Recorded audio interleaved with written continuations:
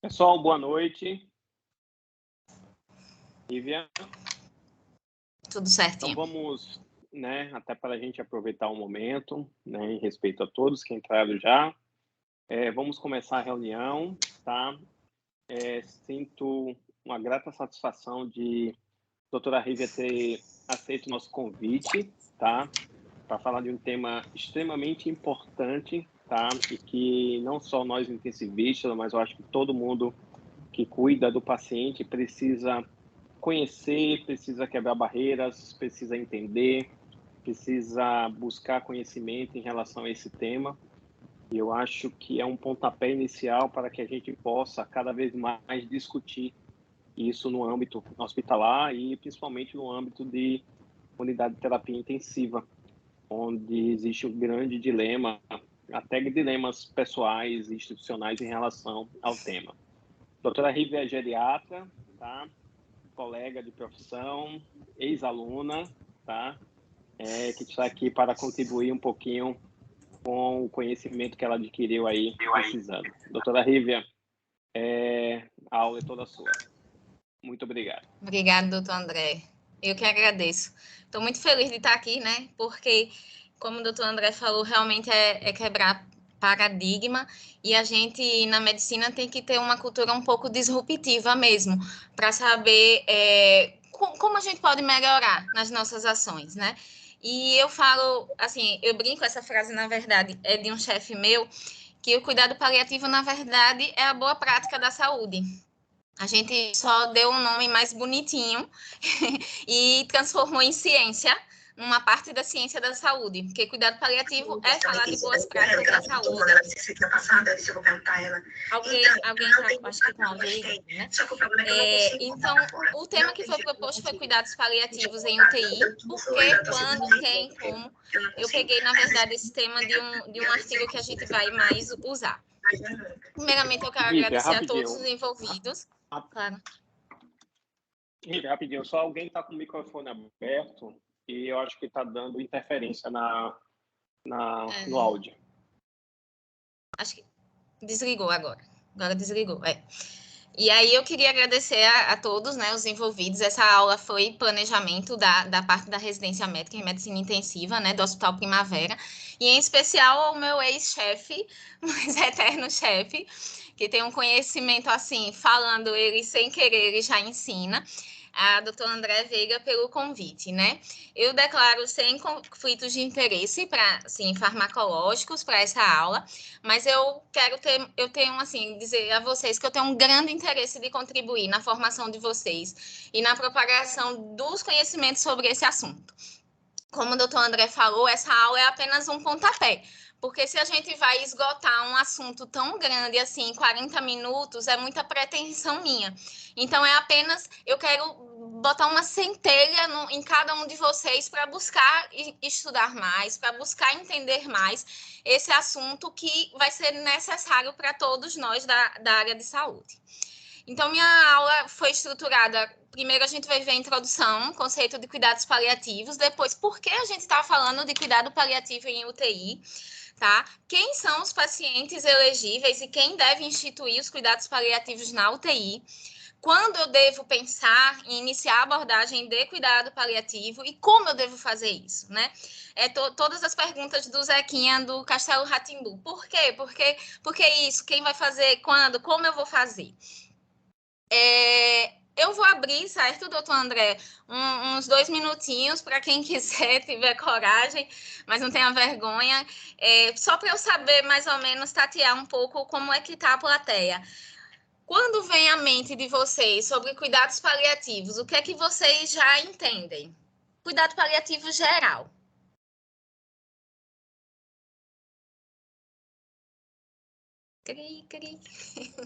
Dignidade, com cuidados. Os cuidados, dignidade. A gente pensa em conforto, né? Em conforto e fazer aquilo que o paciente iria querer se ele tivesse condições de escolher. E se ele tiver condições de escolher, fazer aquilo que ele quer. Perfeito, perfeito. Vou usar essas palavras todas que vocês estão dizendo, viu?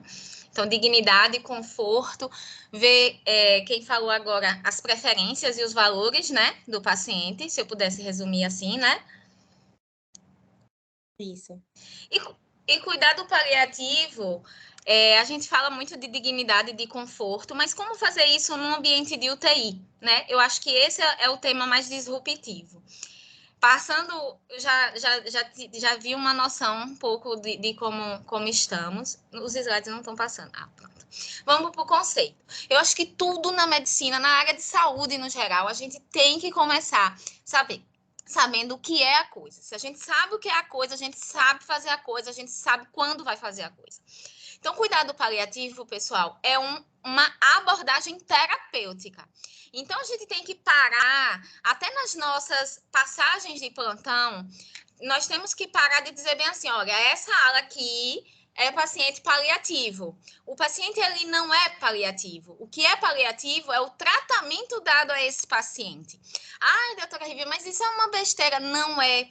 Porque a forma como nós nos comunicamos, a gente vai transparecer também com a família. E, invariavelmente, quando a gente está falando com a família, mas ele é um paciente paliativo, isso já dá um impacto, gente, tão grande nessa família que automaticamente, pelo senso comum, pelo estigma social, eles acreditam que a gente está abandonando o seu familiar. Então, entender que cuidado paliativo é uma abordagem terapêutica, assim como o tratamento curativo, já dá muito pano para manga para a gente não errar na comunicação.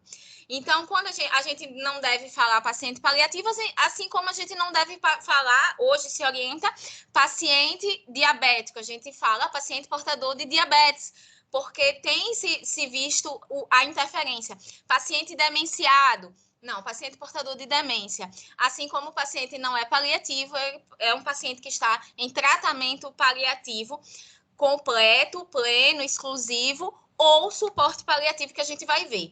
E como as meninas do Brainstorm falaram, o cuidado paliativo é um tratamento que objetiva a promoção da qualidade de vida dos pacientes e de seus familiares. Isso também é muito importante, porque quando a gente está falando de cuidado paliativo, a gente tem que olhar o paciente, as preferências desse paciente, os valores desse paciente, mas muitas das vezes os pacientes na UTI, eles vão estar sedados, vão estar com rebaixamento do nível de consciência por causa X, ou medicamentoso induzido, ou não, pela sua própria patologia. E quem vai transparecer, quem vai transpor quais são os valores, as preferências desses pacientes é a família. E a família, ela está em sofrimento. Nos artigos que eu acabei fazendo de revisão para a UTI, eles falam muito em cuidados paliativos da abordagem familiar na UTI. É muito mais do que nas outras áreas dos setores do hospital. Porque se eu estou falando de UTI, é a família quem está consciente, é a família que vai tomar, na grande maioria das vezes, a decisão conjunta com a equipe de saúde. Então, a gente não pode esquecer que a Organização Mundial de Saúde, já desde 1992, quando falou que era cuidado paliativo, até 2017, na sua nova revisão, eu coloquei esse 2007, que é um pouco mais claro falado, e ele fala que eu tenho que fazer um tratamento do paciente e da família. Então, muitas das vezes, a família não vai concordar com o cuidado paliativo, porque ela está no processo de sofrimento de entender. O que não quer dizer que a família ela é inflexível, ela vai permanecer. Porque cuidado paliativo, como todo tratamento, ele não é uma fase, ele é um processo. Eu sempre falo, não adianta querer chegar, chama a equipe de cuidado paliativo, a equipe de cuidado paliativo cai que nem um raio do céu na família, aborda a família e quer que naquela primeira abordagem aquela família aceite. Pode ser que aceite, mas pode ser que não aceite, porque é muito complexo, é muito complicado você entender um tratamento, e principalmente um tratamento que vai requerer muita tomada de decisão compartilhada. Então, essa família está em sofrimento e eu preciso promover a qualidade de vida para essa família. Através também essa abordagem da avaliação precoce, já tem um indício aí de quando a gente deve começar. E controle de sintomas físicos, sociais, emocionais e espirituais desagradáveis. Quando que na minha época, que sou contemporânea do doutor André, né, doutor André? Nós somos jovens, que nós imaginávamos falar na saúde e principalmente na medicina sobre sintomas espirituais. E a gente tem muito paciente que você vê que, não, esse paciente tem alguma pendência aqui para resolver, porque ele já morreu só por mim umas 3 vezes, eu já preparei próximo ao atestado de óbito, e ele tá, às vezes, um sofrimento espiritual, sofrimento que a gente chama de sofrimento existencial, que hoje a gente até discute sobre sedação paliativa. Então, o cuidado paliativo, eu digo sempre que é um dos cuidados mais difíceis da gente realizar, porque é o mais complexo e é o mais holístico. Eu vou ver físico, social, emocional e espiritual. E se eu vejo social e se eu olho a família também, eu tenho que entender essa família e eu não vou ficar falando, essa família é muito complexa, ai, meu Deus, que saco. Eu não aguento pensar que vou falar com essa família. No nosso íntimo. Por quê? Porque as famílias complexas, hoje a gente chama de famílias disfuncionais, complexo é um termo que não existe mais, assim, evita-se ele. As famílias que têm disfuncionalidade, ela tem sofrimento por sintomas sociais. Às vezes aquela familiar, a gente vê isso mais no contexto SUS, que é a provedora de todas as rendas com sua mísera aposentadoria. E se a gente indica cuidado paliativo e tem a certeza da morte como processo natural, aquela família vai entender como sem financeiro.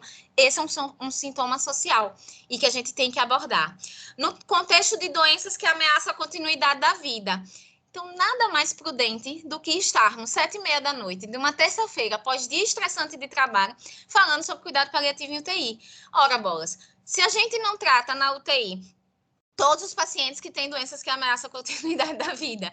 Então, cuidado paliativo, eu vou usar até uma frase do Daniel Fortes, que é um grande estudioso de cuidado paliativo em UTI, era intensivista, geriatra e paliativista. Ele fala assim, eu acreditava que era na UTI que a gente tinha que começar a estudar cuidado paliativo, porque é lá onde nós temos todas as doenças que ameaçam a continuidade da vida. E a assistência terapêutica é realizada por uma equipe multiprofissional, por isso que, assim, eu acho muito válido que aqui nós tenhamos fisioterapeutas, assistentes sociais, que tem psicólogo, a Aninha, e muita gente estudando, farmacêutico que está aqui também, residente. Não existe cuidado paliativo ser feito por médico.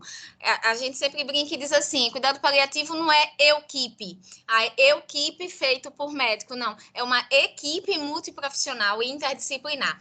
Durante o período do diagnóstico, adoecimento, finitude e luto. Então, eu acho que entendendo isso, a gente já pegou o macete da aula toda, tá?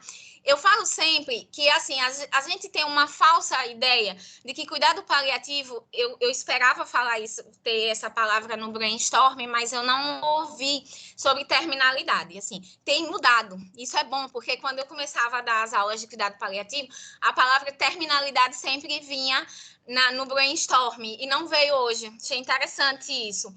E é um movimento mesmo que a gente está vivendo, porque antes a gente imaginava que cuidado paliativo era apenas em terminalidade.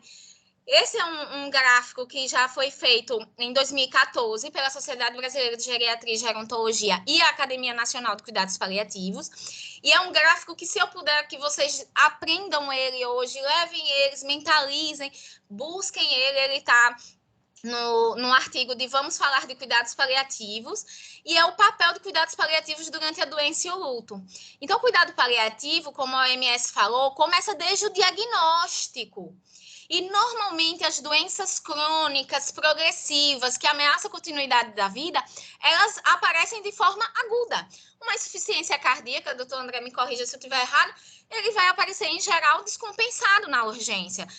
Em geral, assim, hoje o pessoal tem feito o segmento certinho de hipertensão, mas a gente vê no SUSão, ainda vê no particular, muita gente dando entrada com dispneia franca, edema de membros inferiores. Então, o cuidado paliativo já é feito na urgência. O que não quer dizer que esse paciente que entra na urgência, que potencialmente vai para uma unidade de terapia intensiva, não deva ser entubado.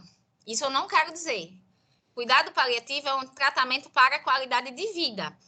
Então, no diagnóstico, vejam quem está na ordenada, é o foco e objetivo de cuidado. Tudo na vida é o nosso foco.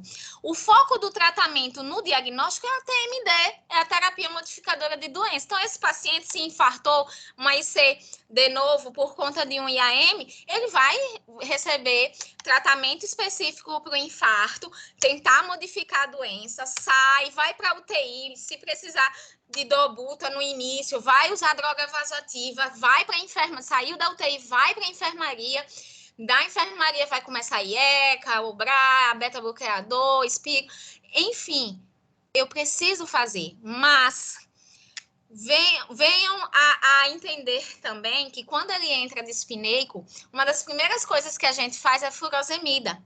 Furosemida vai atuar no conforto do paciente. Controle de sintoma físico, dispneia, edema. Então, usar furosemida é um tratamento de cuidado paliativo. Mas, espera aí. Então, se esse paciente está com dor pelo infarto, se eu vou usar um nitrato, se dá para usar morfina, eu não estou modificando a doença. Eu estou modificando o conforto, eu estou ajudando no conforto. Isso é cuidado paliativo. Então, a gente precisa entender. Obviamente que no início da doença, no diagnóstico, o cuidado paliativo é mínimo, porque eu só vou controlar pequenos sintomas desconfortáveis. Mas se o paciente precisar ser entubado, ele vai ser entubado, porque o foco é TMD. O foco do cuidado é TMD. À medida que a doença crônica progressiva vai evoluindo, ela se torna crônica, né? Passa um bom tempo meio a meio, TMD junto com o cuidado paliativo. Quando ela entra no processo de terminalidade, que vai depender do nível de doença que nós estamos falando, de 6 meses a alguns grupos de doença até 8 anos, a gente tem essa terminalidade a depender do grupo de doença. O cuidado paliativo, olhem os senhores aqui no gráfico, ele vai ser maior que TMD, mas eu ainda mantenho os remédios. Quando ele chega no cuidado de fim de vida, o cuidado paliativo é pleno. E pós a morte, no luto dos familiares, o cuidado paliativo existe. Então, quando a gente tem a terminalidade, aí a gente chama de cuidado paliativo pleno. Eu chamo, né, de cuidado paliativo pleno.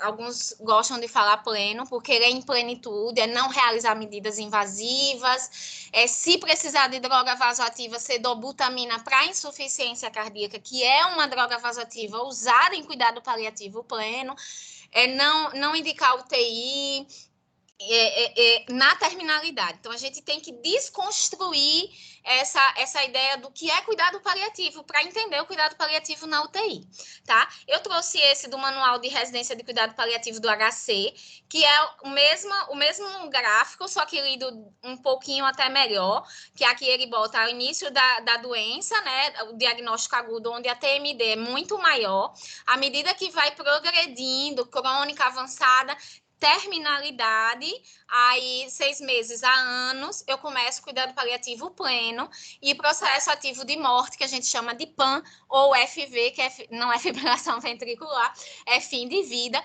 a gente tem até as desprescrições que nós tenhamos que fazer. E vem o outro. À medida também que a doença vai, e eu acho que vocês já estão começando a entender, que à medida que a doença ela vai progredindo, tem momentos que a gente precisa muito do cuidado paliativo, porque o paciente está muito sintomático. Então, se eu tenho um paciente com doença renal crônica, que entrou em urgência dialítica, ele vai ter sintomas de uremia. Então, ele vai precisar da diálise, mas também vai precisar de sintomáticos. O prurido, né, que vai ajudar com sertralina. Esses sintomas controlados, físicos e emocionais também, vão variar a dependência, a necessidade, como está aqui na ordenada, a depender do estágio de doença. Então, o cuidado paliativo não é uma coisa enrijecida, como ainda nós pensamos. A gente pensa assim, tipo, entrou agora cuidado paliativo, pronto. Nem querem passar. Infelizmente, a gente ainda visualiza isso. Essa enfermaria cuidado paliativo, vamos passar o próximo que eu tenho que dar plantão em outro lugar. Cuidado paliativo, ele é dinâmico, ele depende da fase de doença. Bom, cuidado paliativo mas é suporte paliativo, que a gente chama até no começo de suporte paliativo, ou ele é cuidado paliativo exclusivo? Tá? Então, vocês estão percebendo que a dependência do cuidado paliativo vai variando. Então, vocês já entenderam que muitas das ações que vocês fazem são ações paliativas, são ações de suporte paliativo. VNI em pacientes com insuficiência cardíaca e congestão pulmonar, você não vai aliviar a dispneia? E cuidado paliativo, a OMS não falou que é uma abordagem terapêutica para o conforto e controle dos sintomas físico, psicoemocionais, sociais e espirituais? Então, você está fazendo cuidado paliativo. A gente tem que desconstruir de que o cuidado paliativo é apenas aquele do exclusivo, de não realizar intubação, de não fazer ressuscitação cardiopulmonar, diálise, suspender. Não é só isso, tá? Esse trabalho, eu gosto dele, é do CREMESP, de 2008. Então, assim, veja como nós estamos um pouco atrasados. Já lá, eles pontuavam que a UTI, no estado de São Paulo, fazia um cuidado no modelo atual que não era tão adequado. Porque vinha o cuidado intensivo no talo, nora, não sei o quê, parou, reanimou, fez CAT, pau, e não falou para a família que o gato podia estar subindo no telhado. Aí, quando chega, o gato está despencando do telhado, chama a equipe do cuidado paliativo, isso em 2008, chama a equipe do cuidado paliativo para resolver.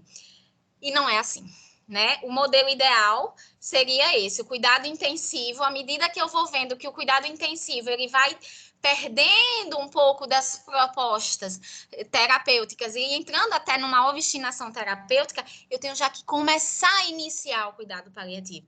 É uma outra releitura dos gráficos anteriores, tá? Então, foquem nesse conceito, que nesse conceito vocês vão levar para a vida. Eu devo fazer hemotransfusão no paciente? Que fase de cuidado de doença o paciente está? É um cuidado paliativo de fim de vida, você não vai dar sangue para um paciente que está morrendo, você vai dar mais dignidade o possível. Mas é um paciente que está em terminalidade, e essa terminalidade, como a gente viu, pode ser de 6 meses a anos, que eu não vou dar sangue. Então, assim, é um paciente que está com derrame pleural, bastante desconfortável, até fazer a pleurodese eu vou fazer uma toracocentese de alívio. Por que eu não posso fazer a toracocentese? se eu vou promover o conforto desse paciente. Então, não existem condutas rígidas, enrijecidas. O que existe de rígido é que fase da doença a gente está, tá? E aí, a minha base principal vai ser esse artigo, né? O que tiver de diferente, eu vou colocando as fontes, mas a base que eu usei mais foi essa. Então, por que cuidado paliativo em UTI? Por que eu estou escutando a voz chata de Rívia sem parar falando sobre isso? Isso é mais chover no molhado, né? Falar para vocês sabem anos-luz mais do que eu. Que a taxa de mortalidade na UTI permanece alta, óbvio. A gravidade é grande. E como a gente viu, doenças que ameaçam a continuidade da vida merecem cuidado paliativo. E aí variam de 20% a 35%. O grande problema, o grande X da questão é, mesmo nós tendo na UTI, no ambiente de UTI, doenças graves que ameaçam a continuidade da vida, a gente não avalia corretamente. Veja, eu estou falando o que os artigos estão dizendo, pelo amor de Deus. A gente tende a não avaliar corretamente benefício e risco das nossas condutas. Esse artigo foi publicado no The Lancet, deixa eu só ver aqui, 2017, isso mesmo, eu estava pensando. E eu achei muito interessante sobre proporcionalidade de cuidados, overuse e underuse. O que é? Às vezes até o pessoal tem medo de falar cuidado paliativo e de escrever cuidado paliativo no prontuário e escreve cuidados proporcionais. Aí eu brinco assim com os residentes em Lagarto, eu falei, no dia que alguém na área de saúde não estiver fazendo um cuidado que é proporcional, pelo amor de Deus, me diga. Porque a intenção na saúde é fazer cuidado proporcional. Então, terapia, TMD, terapia modificadora de doença, tem que ser proporcional. Cuidado paliativo tem que ser proporcional. Então, na saúde a gente tem que fazer cuidados proporcionais. Mas a gente sabe que entender o conceito de muito uso, de obstinação terapêutica, se a gente pode traduzir. Eu fiz questão de usar esse termo, que foi o termo que foi usado no artigo. Mas, assim, de obstinação terapêutica, de overuse, é entendível, até faz sentido. O desafio é saber medir e definir quais são as condutas adequadas. É ali no dia a dia da UTI, naquele paciente, saber isso é adequado, isso não é adequado, né? O balanço entre o risco e benefício, ele vai depender do indivíduo, da população, da família, da UTI, de que hospital nós estamos trabalhando, porque depende da equipe que está com a gente também trabalhando. Então, saber isso, e a tendência atualmente, até o artigo traz essa fala, a tendência atualmente é entender como um processo como contínuo, em que de uma ponta eu tenho todos os tratamentos que são universalmente benéficos. Tipo assim, esse paciente em qualquer lugar do mundo deveria receber tal conduta. Agora, na outra ponta, a gente vai ter aqueles que são claramente ineficientes. O problema é que entre o preto e o branco existem 50 tons de cinza. Esses 50 tons de cinza, essa área cinzenta, que eles chamam no artigo de área cinzenta, é aí onde mora o cuidado paliativo. Porque é nessa fase de zona cinzenta de serviços em que eu não tenho tão claro um benefício, que eu tenho um risco, mas ele não é claramente superior ao benefício, que eu vou ter que tomar conduta. E aí o cuidado paliativo entra, que é a grande X da questão do cuidado paliativo na UTI, porque muitos trabalhos falam que a zona cinzenta é a zona de maior atuação intensiva. Então, enfermeiros, médicos, fisioterapeutas atuam mais nesses 50 tons de cinza. Vocês vivem nessa área diariamente. Eu tenho certeza que vocês estão pensando aí, rememorando vários. Meu Deus, mas será que vale a pena fazer uma colonoscopia? Mas será que a tomografia com contraste? Mas que não está tão claro que ele vai dialisar, mas a função renal está meia boca, mas também se você não fizer a tomografia com contraste, você não tem a chance de diagnosticar o TEP e ver que tamanho está. Então, essa zona cinzenta é que eles falam que a gente tem que olhar o que a colega falou no começo da aula, das preferências e valores do paciente. É nessa zona que a gente tem que chamar a família. Se o paciente estiver consciente, principalmente ele, chamar o paciente para junto. porque hoje o modelo de tratamento de decisão, desculpa, é a tomada de decisão compartilhada. Tomada de decisão compartilhada não quer dizer que o médico ou a equipe de saúde vai dar o ônus da decisão à família ou ao paciente, não. Também não quer dizer que é só o médico e a equipe que vai definir condutas. Nós temos o dever de passar todas as informações num processo de comunicação, ou seja, de comunicar e de tornar comum todos os riscos e benefícios. E dizer assim, olha, nós estamos na dúvida. Há um benefício, mas há esse risco. Ele já havia dito, agora ele está inconsciente, mas ele já havia dito anteriormente que tinha visto um amigo na UTI, se tivesse daquele jeito do amigo, não fizesse isso. Não, doutora, nunca falou. Nunca falou com a gente. Não tem diretivas antecipadas de vontade. Retome os valores agora da família.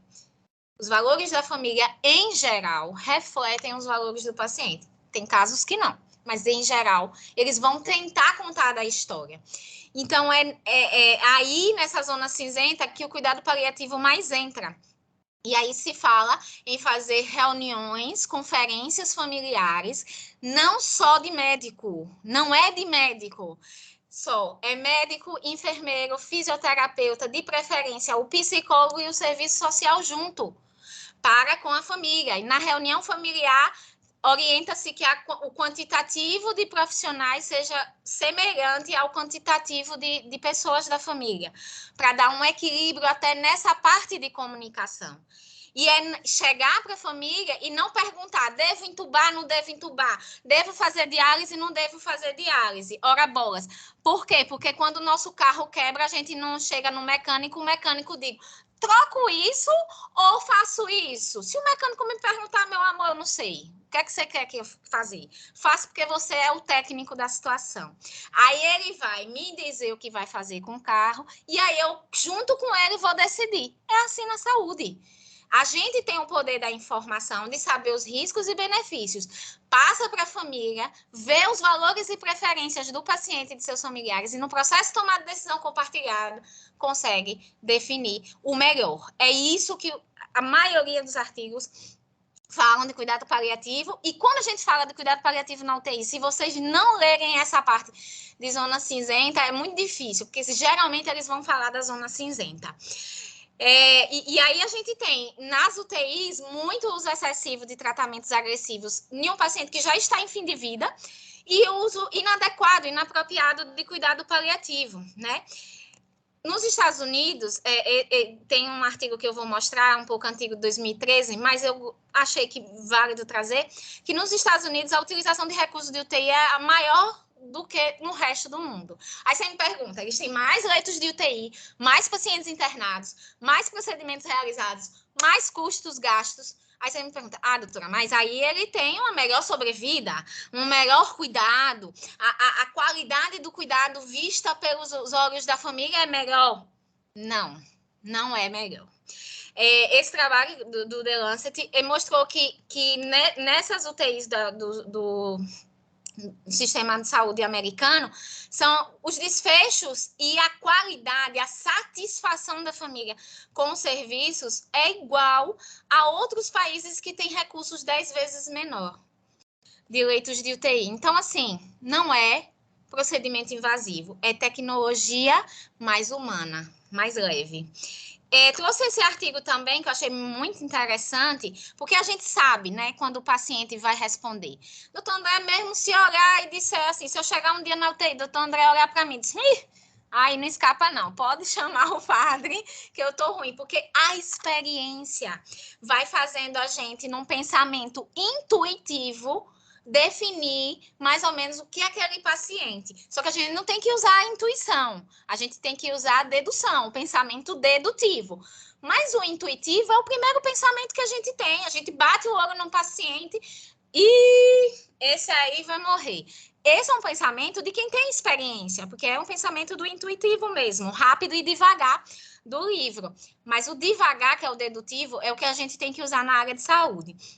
E esse estudo mostrou a percepção, o pensamento intuitivo dos médicos americanos de 5 UTIs sobre 1.136 pacientes ao longo de 3 meses. Eles perguntaram, o que vocês acham que em algum momento foi feito um tratamento de futilidade terapêutica ou obstinação terapêutica ou overuse para esses pacientes? Eles responderam, 20% daqui a gente fez besteira. Mais ou menos isso é assim, 20% a gente fez sabendo que não ia resolver. Aí eles perguntaram, mas por que vocês sabiam isso? Aí eles disseram, os riscos claramente superavam os benefícios, os tratamentos não atingiriam os objetivos esperados, o paciente não conseguiria sobreviver. E aí eles foram ver, depois desses 3 meses, desses 20%, 68% faleceram na internação. Então, o intuitivo tinha base dedutiva.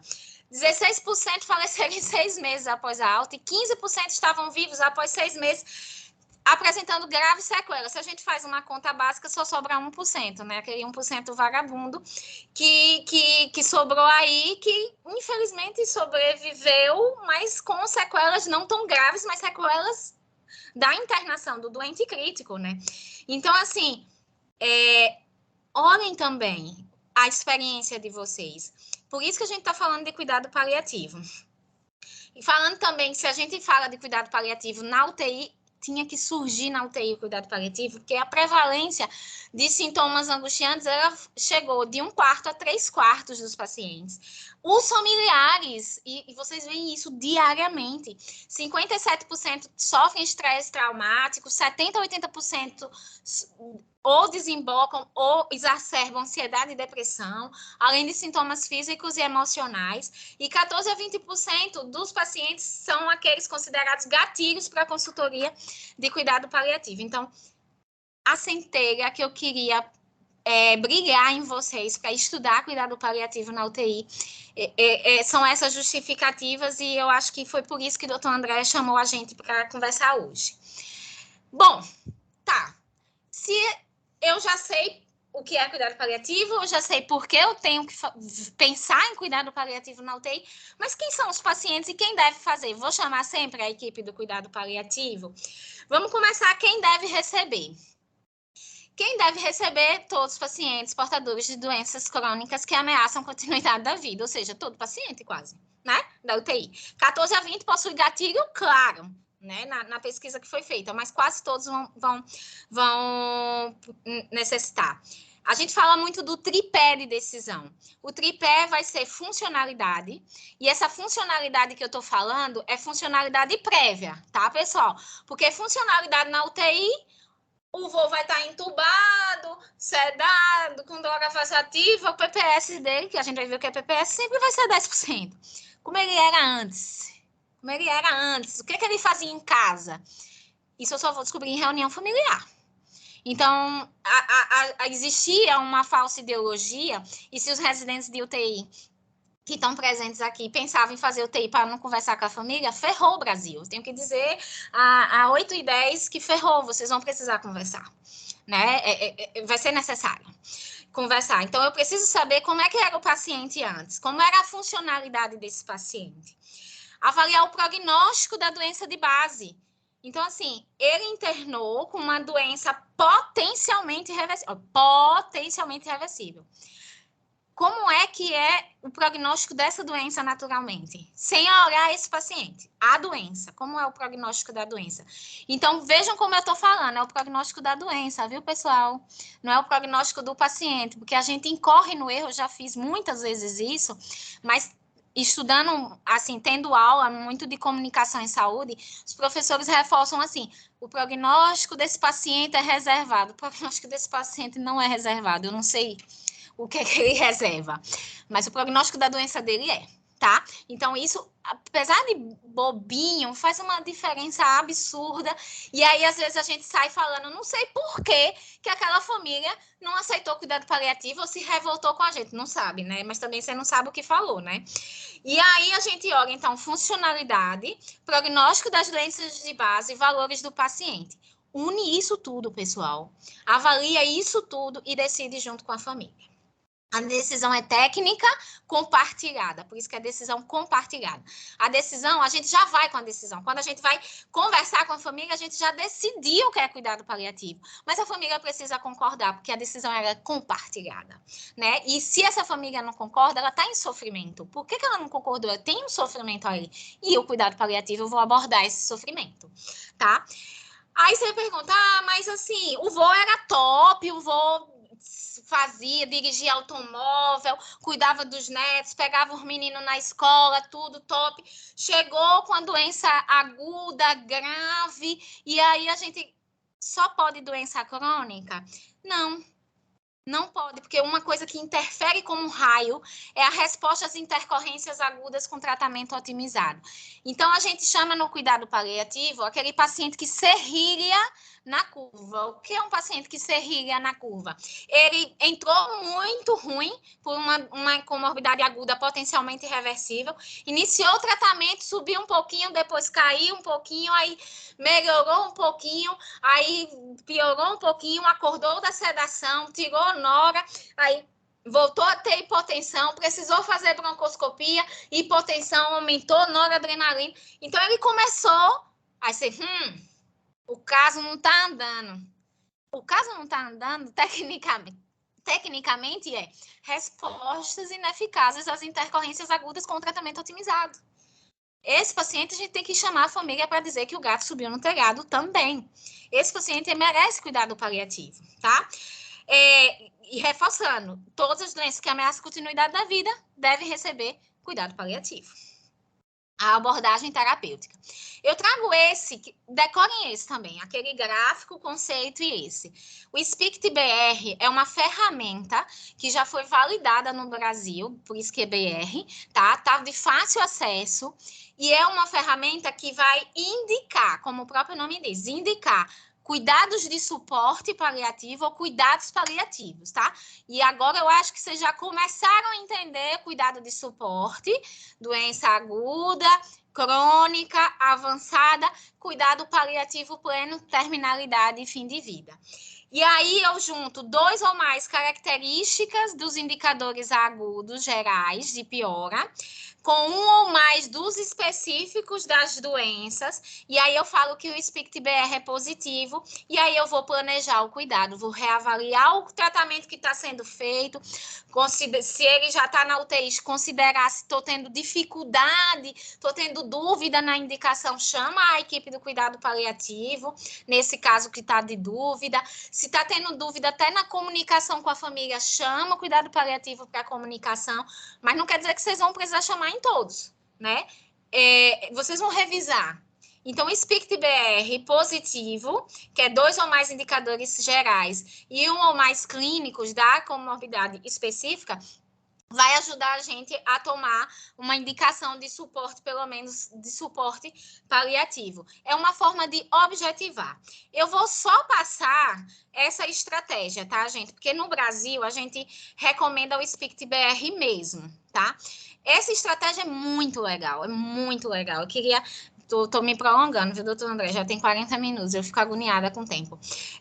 Mas o PIG, né, que é o Guia de Identificação Proativa do Royal College, fala muito bem sobre indicação de cuidado paliativo. Eu vou dizer só porque que ela não é indicada atualmente no Brasil.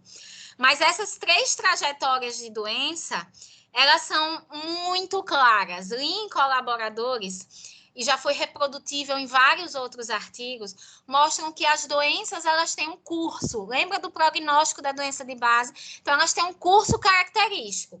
Por que o cuidado paliativo começou na onco? Porque o paciente oncológico, ele tem alta funcionalidade no diagnóstico, mas vai começando a fazer o tratamento, vai dando certo, vai dando certo, vai dando certo. Quando começa a dar errado, é a ladeira abaixo. Essa ladeira abaixo é o processo de terminalidade. A terminalidade do câncer, ela dura em torno de 6 meses a 12 meses, 6 meses a 1 ano. É nesse processo de terminalidade que eu vou indicar cuidado paliativo pleno, não entubar, não droga vasoativa, tá? As doenças de falhas orgânicas, IC, DRC, DPOC, todas as doenças orgânicas, elas têm um curso errático. mas, em geral, elas vão progredindo discretamente ao longo do tempo com perda de funcionalidade. Por isso que é difícil a família enxergar que o pai piorou, porque eles enxergam que foi na internação da UTI que ele piorou.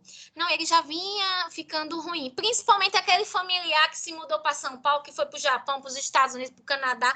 Se for profissional de saúde, piorou, que viu o pai há 10 anos atrás, acha que o senhor de 10 anos atrás é o mesmo de hoje, não acompanhou, foi para os Estados Unidos fazer pós, não sei o que, voltou, caiu como um relâmpago, querendo que a gente dê vida onde não pode. E aí a gente conversa com o familiar que está acompanhando, é ele que a gente tem que chamar junto, porque é ele quem vai falar para a família. Não, papai não estava assim, não. Papai estava assim quando você saiu, mas ele já foi naquele ano na urgência, aí ele teve Covid, aí ele não ficou do mesmo jeito. Aí vai piorando e percebam vocês que com essa funcionalidade mediana nas falências orgânicas, e vai caindo. Então, a terminalidade das falências orgânicas, ela dura em torno de 2 a 5 anos. Então, o paciente com insuficiência cardíaca, o processo de terminalidade é de 2 a 5 anos, né? DRC e assim sucessivamente. Declínio gradual são mais as demências, fragilidades e as multimorbidades. Aí é nesse que vai durar de 6 a 8 anos. É aquele paciente que teve um AVC e está acamado em home care, olha. Aí tem uma pneumonia, broncoaspirou, não resolveu no home care, levaram para o hospital.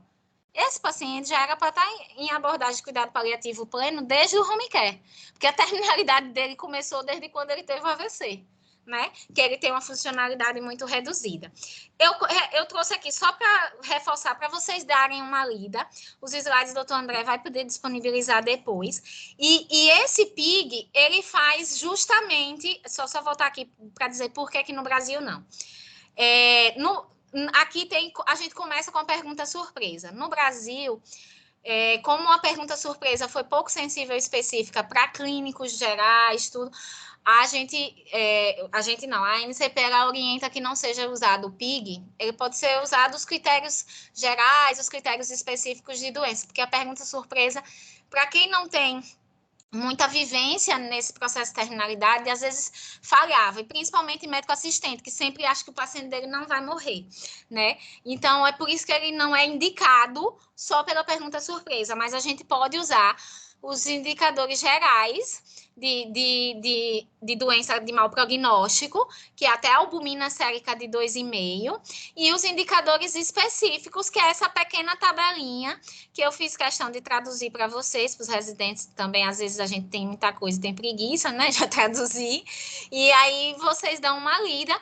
Veja, eu não decoro isso, muitas vezes eu tô em lagarto, pego um caso, doença hepática, tá? Então, vamos lá. Ele fecha esse critério, bem dedutivo mesmo, bem objetivo, tá? Para a gente ter artifícios de subsídio. Então, tem todas as doenças aqui, certo? Nisso. Como definir prognóstico? Doutor André, eu vou andar bem rápido, viu? Peço desculpa. Então, como definir prognóstico? Prognóstico de doença, a gente não é mãe de nada, que vai ter uma bola de cristal, deixa eu ver como esse paciente vai responder. Seria bom, né? Seria ideal. Mas prognóstico vem, o português, ele dá o significado que prognosticar é dar um resultado probabilístico, não determinístico. Isso é importante a gente falar para a família, pessoal. Então, é dizer assim, possivelmente ele não vai tolerar esse tratamento, por isso que a gente não vai indicar. Mas se tolerar, doutora, aí a gente só vai saber fazendo, e como o risco supera benefício, a gente não está indicando, tá? Porque a gente não tem como determinar. Prognosticar é probabilístico. Então, assim, quem tem agonia com dúvida, desagonie, porque prognosticar é probabilístico, não é um evento determinístico. Como é que a gente prognostica? Eu acho que vocês já começaram a ver o valor do paciente, ver prognóstico de doença de base e ver a funcionalidade. Mas nós temos tabelinhas que vão nos ajudar. O KPS, que é o Karnofsky, Performance Scale, ele foi inicialmente feito para patologias oncológicas, mas hoje ele é usado para, já está recomendado para tanto oncológicas como não oncológicas. O KPS ele vai falar depender das necessidades do paciente, como esse paciente consegue realizar suas atividades. Um KPS é útil também na tomada de decisão para decidir se esse tratamento, se determinado procedimento vai ser realizado ou não, até para ir conversar com a família, com já tudo pronto. Revisei o SPICT-BR, fui lá no PIG, vi os fatores objetivos, peguei KPS do paciente, PPS, vi PPI e vou conversar com a família. Porque aí eu tenho subsídio, não para dizer isso para eles, mas para fortalecer e aceitar como um tratamento de cuidado paliativo, que às vezes a gente não aceita porque a gente não sabe, né? Também definir. Então, KPS menor que 50% já mostrou para patologias oncológicas e não oncológicas um risco de morte nos próximos 6 meses, tá? O ECOG é um grupo europeu, né, de oncologia que ficou com ciúme, né, do KPS. E aí eu brinco assim, mas é uma historinha engraçada mesmo, mas aí eles fizeram semelhante, só que o ECOG 0 é o paciente top, que é o KPS 90-100. O ECOG 4 é o KPS muito ruim, o paciente já em terminalidade. PPI, eu gosto de usar o PPI, se vocês não lembrarem, não tem importância. Dá uma checada no slide, conversa com os oncologistas, tá? O PPI eu gosto muito, mas é para pacientes oncológicos, ele só serve para as neoplasias. E eles nos dão assim, a gente da saúde, principalmente nós médicos, somos muito chatos, a gente quer números para tentar o prognóstico que é provável ser mais determinístico ainda. Então, o PPI, a gente vai usar o PPS, ingestão oral, edema, dispneia e delírio. E a depender do valor do score, a gente tem uma estimativa em vidas. E é interessante que quando eu faço isso, os residentes e os alunos, pelo menos minha experiência em Lagarto, arregalam os olhos assim, professora, mas eu gosto tanto de Mariazinha, não diga isso não. Eu disse, não sou eu, amor, que está dizendo, é a doença dela que está dizendo, né?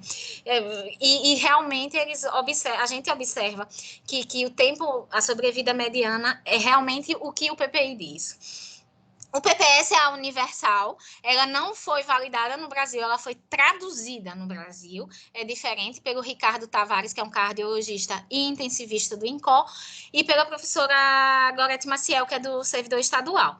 E o PPS também de 50% é um indicador de terminalidade, de mau prognóstico de doença.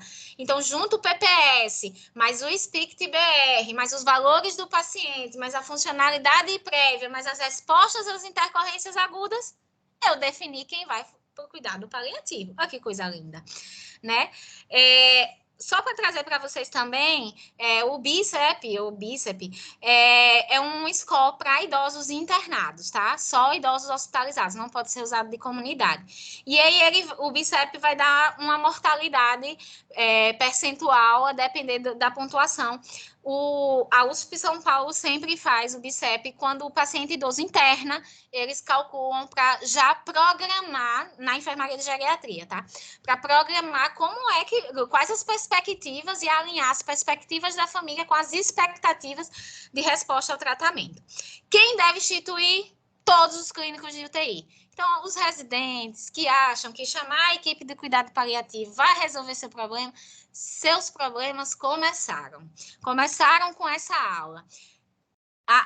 O cuidado paliativo é de responsabilidade de todo clínico de UTI. Por isso que o doutor André, que tem visão além do alcance, chamou para a gente, para começar, o pontapé, foi a palavra de doutor André, pontapé para falarmos de cuidado paliativo.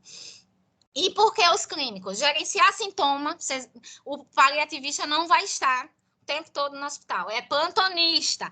E não adianta querer só o diarista, não. Se o diarista vai conversar, vá junto, porque se o negócio pipinar no seu plantão, é você que vai tomar a decisão, né? E se o diarista não pensou, pentegue o diarista. Que tal a gente começar a discutir sobre o cuidado paliativo desse paciente? É conjunto, gente, é equipe. E o máximo que você vai conseguir é que o mínimo que você vai conseguir é o diarista dizer, não, eu não acho, mas por que não acha, né? A gente não vive de achismo, vamos para o lado objetivo. Doutor André, veja, vamos aqui, vamos sentar. É isso que eu acho que o doutor André queria. Então, é gerenciar sintomas, técnicas apropriadas de comunicação. Então, a gente já começa errando naqueles pontos, né? Paciente paliativo, o prognóstico do paciente é reservado. Outra coisa que eu devo falar nessa aula, que me dá urticária e crise convulsiva, é quando o médico vai chegar e falar bem assim, olha, por isso a gente não vai investir mais no seu pai. Cara, investir é fala de startup. Investir é fala de empresa de comércio. Paciente não é comércio, tá? Ah, mas isso não aconteceu. Eu tenho um exemplo claro. Um paciente de uma família em Lagarto considerada complexa anos atrás. Não foi agora, nem na época da atual comissão. Anos atrás, a família considerada complexa, dizendo que ia meter processo, que não sei o que, não sei o que. A gente foi ouvir primeiro a família, para entender. A família dizia assim, olha, doutora, vocês não estão querendo levar para UTI, não estão querendo não sei o que, era um câncer esofágico avançado, metastático, o paciente já estava em fim de vida, não quer entubar, não quer não sei o que, por quê? Fulano de tal, no plantão dele, no sábado, chegou e disse assim pra gente, que não vai investir mais no meu pai, mas eu pago os impostos, eu tenho direito pelo SUS. Aí vocês vão dizer, mas essa família é louca, não é? Porque quem fala o que quer, ouve o que não quer. Aí a gente teve que desconstruir uma palavra de investimento.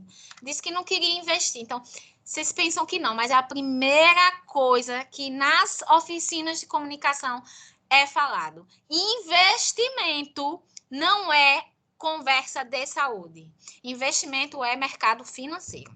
Tá? Quem pode falar é o Dr. Wagner, que é a parte da gestão. Aí sim, ele pode falar sobre investimentos, né? Sobre finanças. Mas quando eu falo de paciente com família, não é investimento, tá? Capacidade de compartilhar a tomada de decisão, que é um modelo integrativo. E eu trago o Código de Ética Médica, que fala assim, no seu princípio fundamental, capítulo 1, nas situações clínicas irreversíveis e terminais, o médico, o CFM ainda não falou, o médico especialista em cuidados paliativos, o médico que fez pós-graduação em cuidado paliativo. Não, ele falou médico. Em qualquer situação, evitar a realização de procedimentos diagnósticos e terapêuticos desnecessários e propiciar aos pacientes, sob sua atenção, todos os cuidados paliativos apropriados. Então, pessoal, senta a bundinha e vamos estudar cuidado paliativo. E vão ter dúvida, porque cuidado paliativo é dúvida constante. E aí a gente vai discutir junto, tá?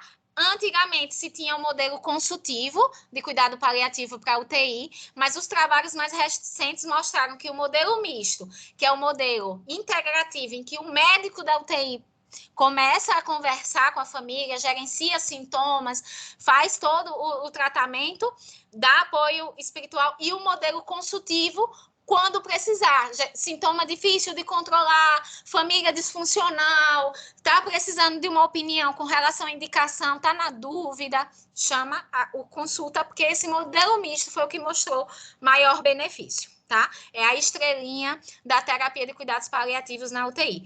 Quando começar? Fácil.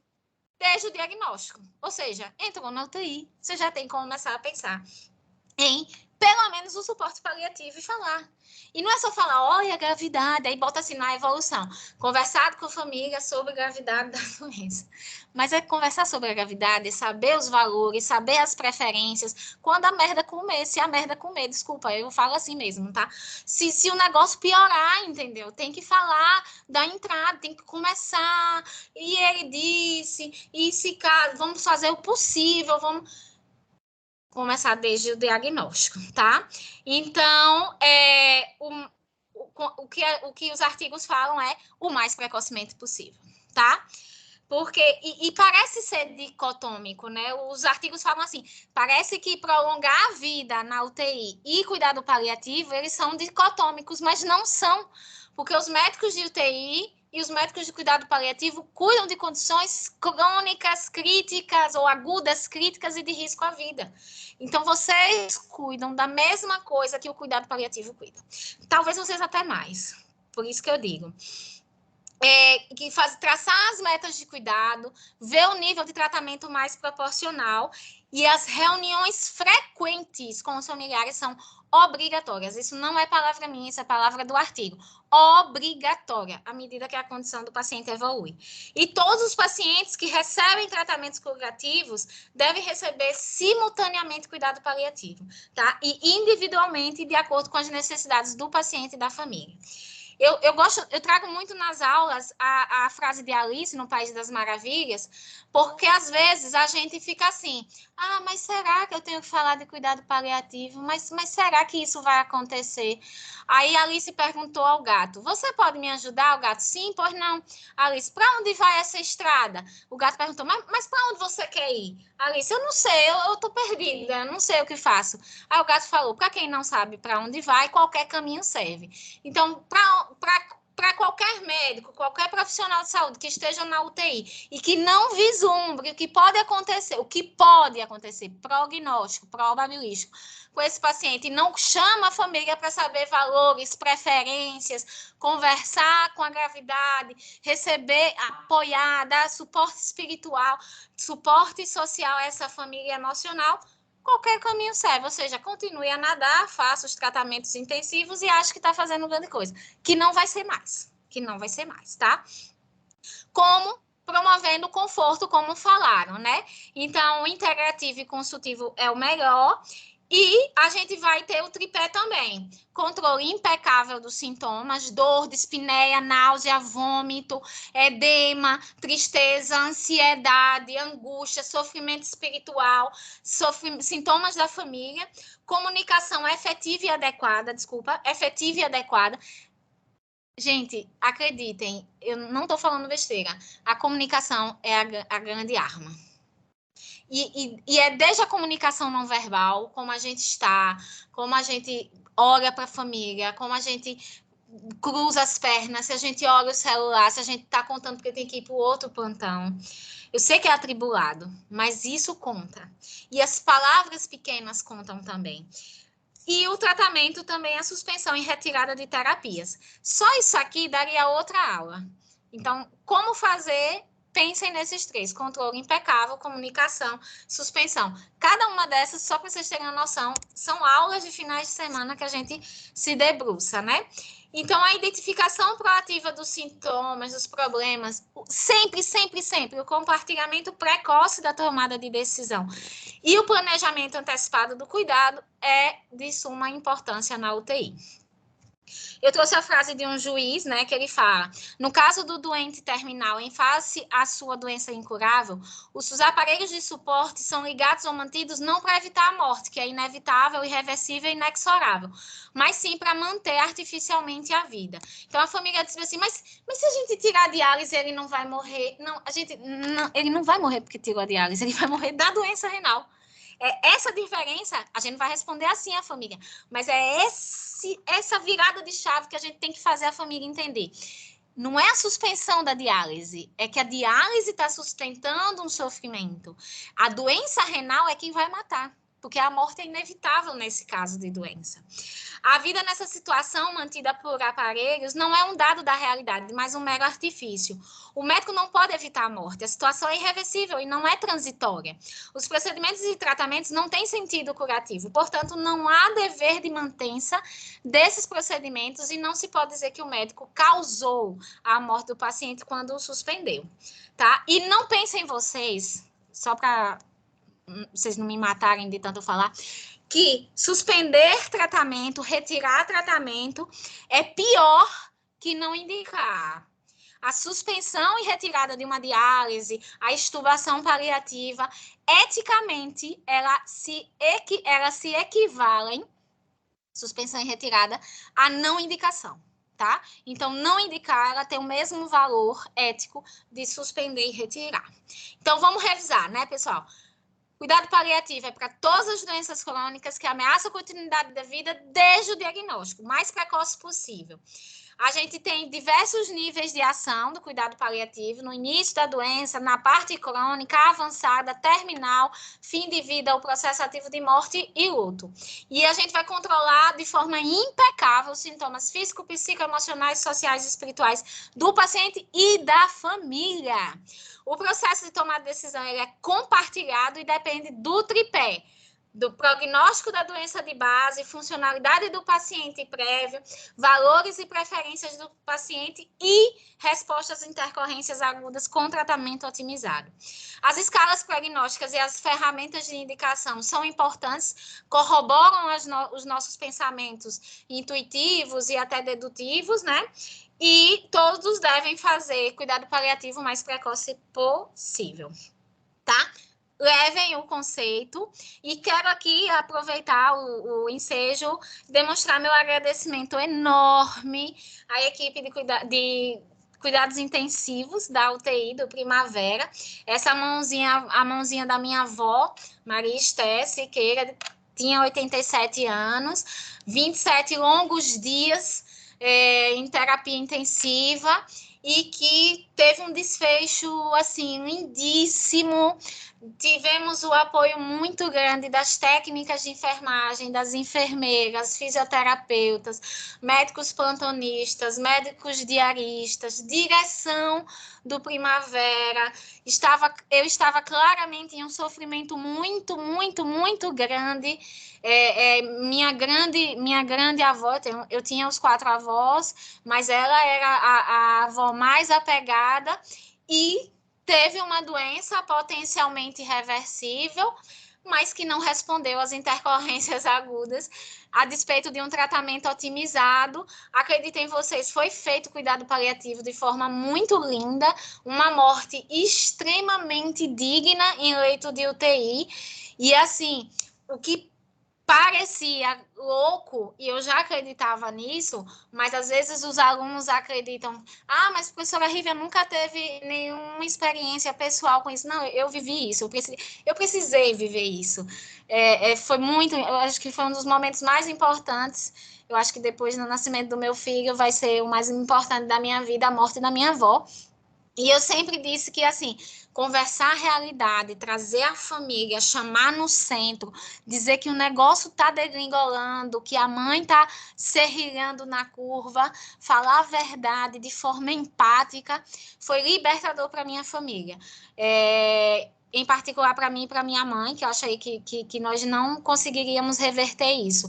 Então, assim, foi muito digno, desde o diagnóstico, desde o dia que o doutor André recebeu a gente na UTI, depois que ela virou para outra UTI, todos os plantonistas que respeitaram o meu sintoma de estresse emocional muito grande, conversavam, discutindo CCH, técnico de enfermagem. Nossa, essas meninas deixavam vovó linda. A gente chegava, faziam chuquinha, a físio e as técnicas fizeram um dia uma tiara com a touca cheio de bolinhas pretas, dizendo que era tiara de poá. Acreditem, eu tirei uma foto escondida, porque não pode, né? Tirei uma foto escondida. A minha família achou melhor que qualquer antibiótico ver vovó sendo bem cuidada. Isso é cuidado paliativo, tá? Essas ações mas não, gente, isso tem um valor enorme. Então, dessa forma, eu agradeço a oportunidade e muito obrigada.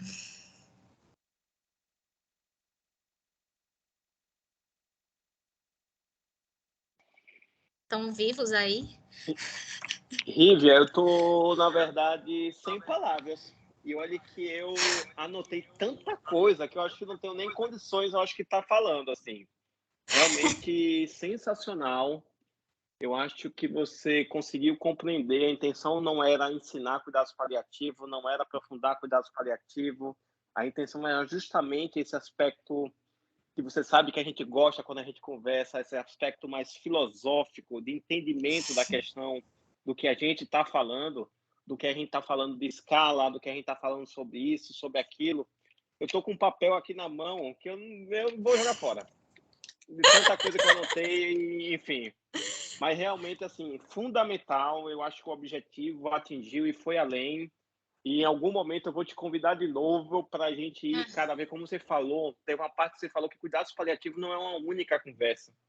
A cuidados paliativos, na verdade, é um contínuo, e isso várias vezes a gente passando, discutindo os casos com os plantonistas, com os residentes, não adianta assim, a família não aceitou cuidados paliativos. Minha gente, isso é uma...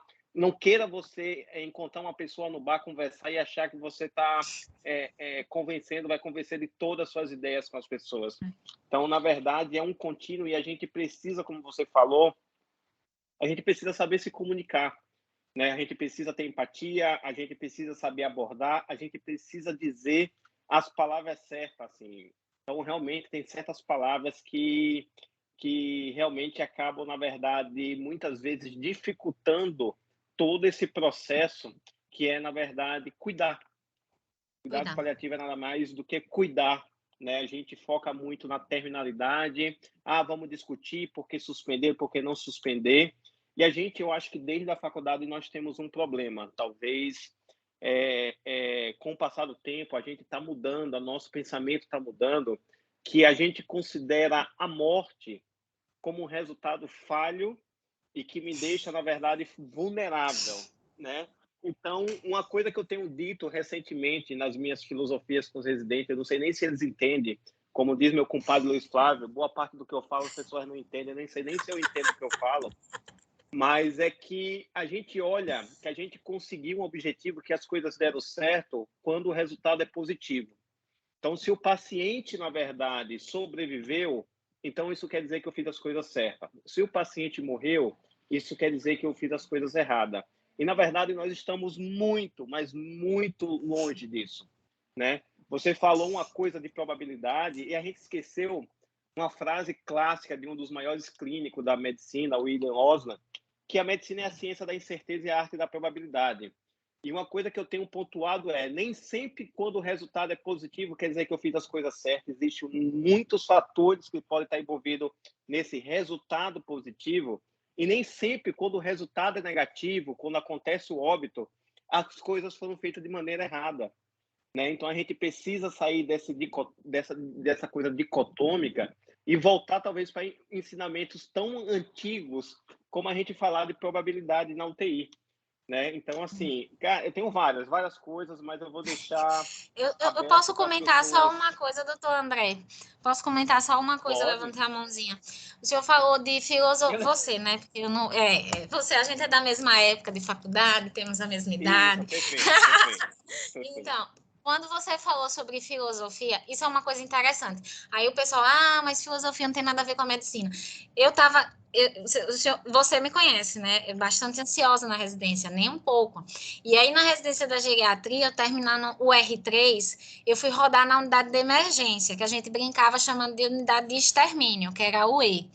Aí na UE começou, porque é muita gravidade e tal. E foi na UE que começou o cuidado paliativo, do HC, de Ribeirão. Doutor André, na época, ele era até o presidente da Academia Nacional de Cuidado Paliativo, e aí eu, já assim, num nível de estresse absurdo de R3, assim, eu sou a pior residente, o paciente morre comigo, e não sei o quê, aquela coisa, né? Morte é um evento de falha técnica e não sei o quê. Falei, doutor André, não dá não. Cuidado paliativo não dá para mim. Cuidado paliativo é como se eu estivesse aceitando que eu errei. O paciente não devia morrer. Aí ele, ele é bem engraçado, sabe? É bem inteligente como o senhor, assim, eclético. Ele falou bem assim, Rivinha, cuidado paliativo é filosofia de vida. Filosofia de vida. Para você entender cuidado paliativo, você tem que entender o sentido da pessoa aqui e para a família e o que ela tem de significado. Então, é sentido e significado da vida de um paciente, que tecnicamente você vai ajudar também. Mas você não sabe nem qual é o seu sentido e nem seu significado de vida? Como é que você vai saber qual é o sentido e significado de vida dos pacientes que estão passando por você na residência? Deu uma facada de mestre, né? Fui para casa que nem um cão arrependido e não entendi. Ele jogou. Logo depois eu vim de férias E foi a primeira vez que eu consegui conversar com meus avós sobre o que eles queriam e o que eles não queriam fazer caso alguma coisa grave acontecesse. Entendeu? Que foi aí o que me ajudou também a entender vovó Maria na UTI do Primavera. Que ela disse, minha filha, se tiver de fazer o coisa diálise eu faço, intubação eu faço, mas quando você vê que o carro não tá andando, é melhor eu ir, viu?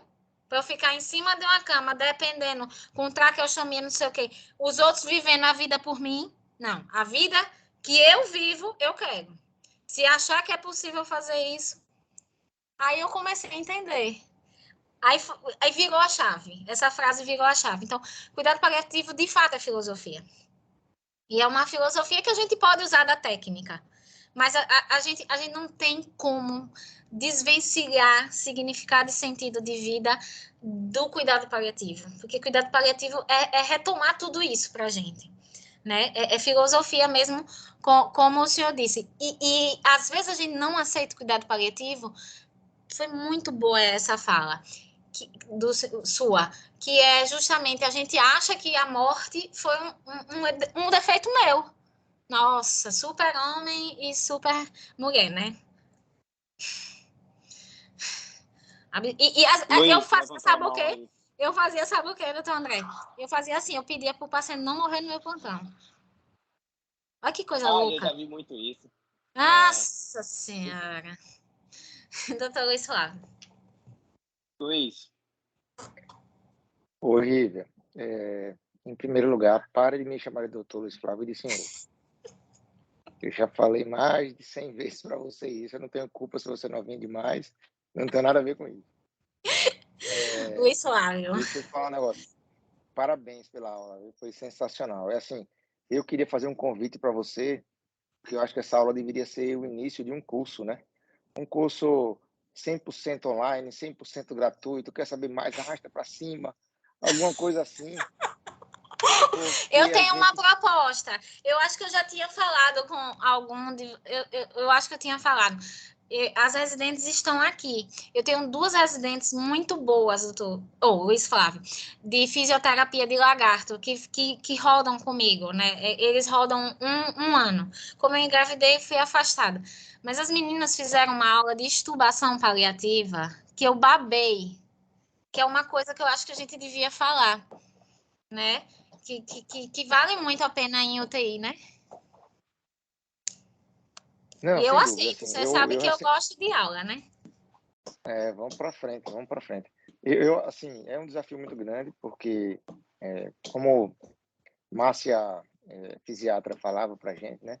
Ah, vocês só chamam a paliativista para ter autorização para matar. Chega no final e tal, não sei o quê. Ela brincava com a gente com isso. Então, assim, por muito tempo foi isso. Eu acho que a sua aula é uma aula que, para dar um adjetivo novo, é disruptiva, né? Para a gente que está na UTI, certo? Porque por muito tempo paliar era somente cuidado de fim de vida, né? E a gente pensa em paliação sempre ligada à distanásia só, né? Somente isso.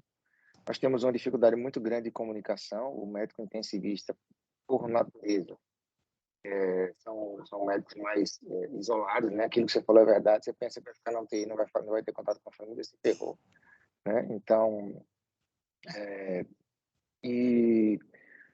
bom, no meu caso, eu tenho uma facilidade um pouquinho maior por ser médico de consultório, né? Então, de qualquer forma, a gente tem que ter uma ligação maior com o paciente. Mas a comunicação, eu acho que é o problema, né? A chave, É a chave. do sucesso. É a chave para virar para ruim e é a chave para virar para bom. Porque, assim, primeiro, eu fico... Em cardiologia, por exemplo, né? Ciência cardíaca, o paciente com fração de ejeção menor do que 30%, ele tem uma chance de sobrevida menor do que a maioria dos pacientes com câncer. A maioria. Né? Só alguns cânceres bem agressivos matam mais do que uma insuficiência cardíaca com fração de ejeção muito baixa. Mesmo com CDI e tudo mais. Então, e a gente nunca fala em avaliação, a gente nunca fala no consultório em sobrevida, né?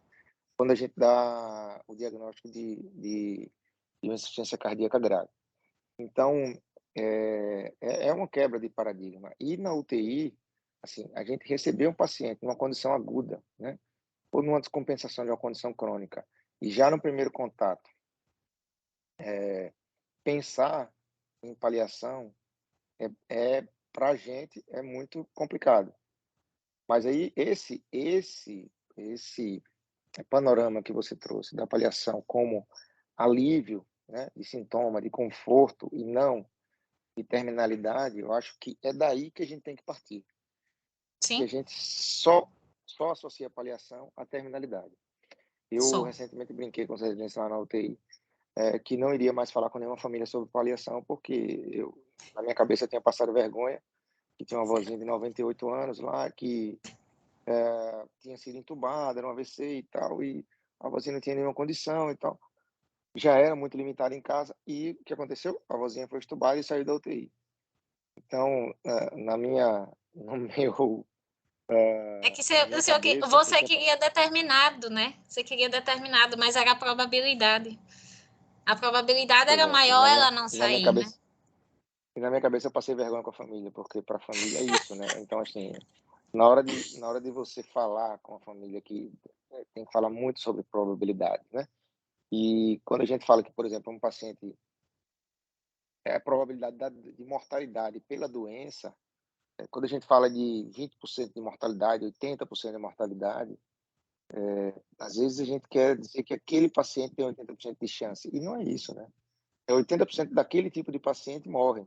Não necessariamente que ele tem 80% de chance de morrer, né? Às Exatamente. vezes a chance dele é bem menor. Se ele estiver dentro dos 20%, a chance dele é muito menor. Então, eu acho que sim, sair do determinismo e entrar mais para a medicina probabilística e trazer isso para a família. Agora, uma coisa que eu abordo muito nas conversas, né, é sempre puxar para esse lado que você trouxe, que é da conversa com o paciente, né? Do que eu falo para as famílias assim: tenta se transportar para a cabeça do seu avô, do seu pai. Se ele tivesse condição agora de responder e a gente pudesse fazer essa pergunta para ele, o que você acha que eles iriam responder? Perguntasse para ele agora se ele queria fazer hemodiálise, se ele gostaria de ser um paciente crônico em casa, ficar numa cama, respirando por aparelhos, sem ter condição nem de comer pela boca. O que vocês acham que ele poderia responder? Porque às vezes a família tem algum contato, às vezes o paciente já fala isso, né? E eu me lembro muito bem, meu pai teve uma morte muito bonita também. Ele teve um câncer de pulmão com 61 anos. Era um câncer agressivo, enfim, a gente já sabia do prognóstico quando ele começou a tratar. E ele internou uma vez na UTI com um choque séptico. Foi tranquilo, Isso. saiu rápido, ficou 48 horas na UTI, mas foi o suficiente para ele delirar, né? E quando ele saiu, quando ele chegou em casa, ele disse: olha, aconteça o que acontecer, para a UTI eu não volto mais. Eu prefiro morrer em casa, mas na UTI eu não volto mais. E olha que era uma situação onde eu trabalhava na UTI, conhecia todo mundo. Então, assim, ele foi super paparicado na UTI. Ainda assim, teve todo esse sentimento, né, dentro de uma UTI. E aí, quando ele piorou, realmente, a gente levou ele para o quarto, né? E assim, a despedida, ele passou 24 horas se despedindo da família. Chegou Nossa, uma hora muito lindo. chegou uma hora que o vigilante do hospital teve que subir para falar, para saber quem era que estava lá em cima, porque tinha entrado já muita gente, né? E realmente, meu pai era uma pessoa muito brincalhona e ele morreu fazendo piada, né? Então, assim, todos os familiares que foram visitar meu pai, no dia que ele morreu, guardaram dele essa lembrança dele morrendo e contando piada. Então, Muito marcante nós isso, não né? tínhamos ainda um serviço de medicina paliativa lá estruturado no hospital, e acabou que eu tive que, formalmente, o Piniquim tomar a frente, mas estamos eu, meu irmão Ana, né? e minha irmã com ele no quarto, e assim, e o que ele disse, ele falou: quando você não estiver mais conseguindo respirar, quando a dor apertar muito, você avisa que a gente vai iniciar a sedação. E assim foi. Então, assim, essa oportunidade, mas isso é para um paciente oncológico, a gente já sabe da terminalidade e tudo, né? É. Dentro da UTI, a gente tem duas barreiras. Primeiro, quase sempre é uma complicação aguda, né? Segundo, é uma complicação aguda de uma doença crônica e o paciente e a família, às vezes, quer que o paciente volte para casa da forma como ele estava, né? Principalmente Aí você esse já parente tem que conversar que não vai. principalmente esse parente que vem de fora, né? E outra coisa é a percepção que a gente tem da gravidade e a percepção que o médico assistente tem, né? Sobretudo quando é um oncologista. Né? Um oncologista, ele tem uma percepção de sobrevida que vai bem além do intensivista, né? Cada dia conta muito para ele, né? Que não é o caso da gente, né? Então a gente entende que uma vida vivida com disfunções, na verdade, deve ser repensada, né? Porque simplesmente um dia a mais. Então, mas de qualquer forma, é o médico assistente e é ele que tem que entrar, porque ele tem um poder de convencimento muito maior do que a gente, né? A família. Então, a gente tem também essa barreira do médico assistente. Não adianta o médico intensivista conversar sobre paliação, né, com a família sem a participação do médico assistente. Tem que partir dele também. E a gente tem que entrar junto e convencer. É importante até ligar, né, importante até ligar, Luiz Flávio. Assim, a gente sempre fala, hoje a gente tem muito papel, né, e nós esquecemos do face a face. Então, liga para o médico assistente ajuda muito a gente. Ajuda muito a gente para paliar. É ele quem construiu todo um tratamento, ele já tem a confiança da família, né? Doutora Milena foi quem ajudou muito a minha família com relação à vovó. A minha família só assinou o termo que tem para assinar depois que a doutora Milena foi lá e conversou com todo mundo. Eles queriam ouvir de doutora Milena. Então, essa questão do médico assistente é muito importante. Claro, essa ligação com a família é muito a gente vê muito em Lagarto, que é a minha maior experiência em cuidado paliativo aqui, incrivelmente, as meninas estão aí muito mais doenças orgânicas do que oncológicas. Doenças orgânicas não oncológicas do que as oncológicas. A gente pega muita IC, muito AVC. Tivemos experiência com esclerose lateral amiotrófica, já 2 experiências. Com um jovem com distrofia muscular de Duchenne. E para vocês verem, assim, o que as meninas fizeram da terapia ocupacional ajuda muito conversar também com a equipe. Eu brinco sempre que tem algumas partes da equipe que tem pacto com o diabo, porque eles são que nem o Globo Repórter do diabo, sabe o que o diabo gosta, o que come. É só conversar com o psicólogo, sua irmã sabe de tudo. Sabe onde está o problema, o que vai fazer do problema. Psicólogo, terapeuta ocupacional e serviço social. Quando eu converso, vou conversar. Pessoal perigosíssimo, entra na sua cabeça. Perigosíssimo, uma máfia danada. Então, eu só consigo conversar com a família depois de conversar com eles. Eles sabem de detalhes, sabem de falas que o médico não sabe. E UTI, assim, as meninas que estão aqui da residência, sabem, a gente conversa primeiro. Quem foi que viu? Aninha, tá? Então vamos falar com a Aninha. Pelo menos rápido, assim. Porque a gente não vai ler a evolução, não dá tempo, é muita gente, é muita coisa. Então, a conversa face a face é muito mais fácil, sabe? E aí, quando a gente vai conversar com a família, já fica bem mais tranquilo.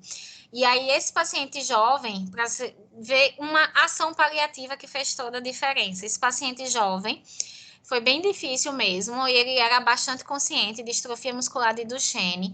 A gente contactou Emerson, geneticista, que era um médico assistente, tinha relação com a família. Dr. Emerson foi ao hospital, conversou com a família e nos ajudou muito, porque tem que conversar com o médico assistente, senão o médico intensivista não consegue fazer, nem o paliativista. E aí as meninas da residência, a TO, a Físio, Nutri, descobriram que o paciente era fã de unha pintada. E ele estava na UTI, né? E já estava em processo de terminalidade mesmo. Ele faleceu durante a internação. A gente fechou o cuidado paliativo e tudo. E aí ele era fã e estava muito deprimido. Uma das coisas foi colocar a família lá, o HOL aceitou a família, ele já foi ficando melhor, mais responsivo à fisioterapia, reduziu o clonazepam, coisa bizarra, assim, que você não acredita que uma medida vai ajudar tanto. E aí as meninas entraram em contato com o cantor de unha pintada para ver se ele, né, podia fazer alguma coisa. Ele também estava internado e ele gravou um vídeo para esse paciente. Esse vídeo foi melhor que muito antidepressivo que estavam usando, que muito antipsicótico que estavam usando para esse jovem, 21 anos, me corrijam se eu estiver errado, as meninas aí. E assim, ele ficou super contente, porque apesar, gostem ou não de unha pintada, não estou fazendo apologia a isso, mas o cara gravou um vídeo internado dizendo: estamos juntos e você vai melhorar, seus sintomas vão melhorar, mais ou menos assim. E aquilo foi, assim, uma das melhores respostas até na ventilação, na noite de insônia que ele estava tendo, na agitação, e até reduziu. Então, eu brinco que esse foi o melhor remédio paliativo que a gente conseguiu dar ao paciente. Sensacional. Veja, vamos botar para frente essa ideia do curso. Eu acho que é importantíssimo, viu? Antes Oi? de Pedrina Pedro, vamos colocar para frente essa ideia do curso. Você manda, olha agora, Luiz Flávio manda. Já Antes de Pedro mudei. nascer, não é Pedro? É Pedrinho, acorda Vamos Pedrinho. botar antes de Pedro nascer. Quando é que depois que ele nascer vai ser mais complicado. Pode Ele vai botar, ser, pode botar. ele vai ser aquariano. Vai ser aquariano. Pra Veja. não morrer. Tem mais alguém? Não sei se Josi tinha levantado a mão. Tem mais alguém para fazer pergunta? Eu teria muitas, mas assim, acho que o tempo vai ser mais limitante aí. Josi, não sei se Josi tinha levantado a mão. Levantei. Boa noite, Rívia. Parabéns. Boa noite, que prof. aula. As minhas perguntas... Ela me aguentou, não foi, prof? Imagina. Muitas ligações. Nunca, imagina. As minhas perguntas eu vou fazer como Veiga. Eu vou guardar, porque fiquei até sem graça para fazer. Eu quero fazer no curso aí que o Luiz Flávio vai promover. Realmente tenho muitas perguntas. Rívia, parabéns. Assim, da sua competência, do seu perfeccionismo, a gente já sabia. Mas, assim, dessa didática, dessa emoção para você falar do que você acredita, realmente a aula foi linda. Quanta coisa do que você falou que a carapuça me serviu, e quanta gente que tinha na aula, mas quanta gente que eu queria que tivesse, eu ficava olhando para ver, será que fulano está? Porque eu queria que a carapuça servisse com as pessoas que não assistiram. Então, assim, linda, parabéns mesmo. Eu quero o curso, porque eu tenho as minhas perguntas de antibiótico, de falha terapêutica, eu já ia dizer. de antibiótico para os controlar temas a têm que ser secreção. os de antibiótico e cuidado paliativo. Então, vamos promover o curso. Parabéns, de Obrigada, coração. professora. Abraço. Obrigada pela aula. Pessoal, mais alguém? Rívia está cansado do seu dia bem trabalhoso. Se deixar, Rívia, a gente fica conversando, e eu sei muito bem isso, a gente fica conversando até umas 4 ou 5 horas da manhã, sem grandes problemas. Né? Com certeza.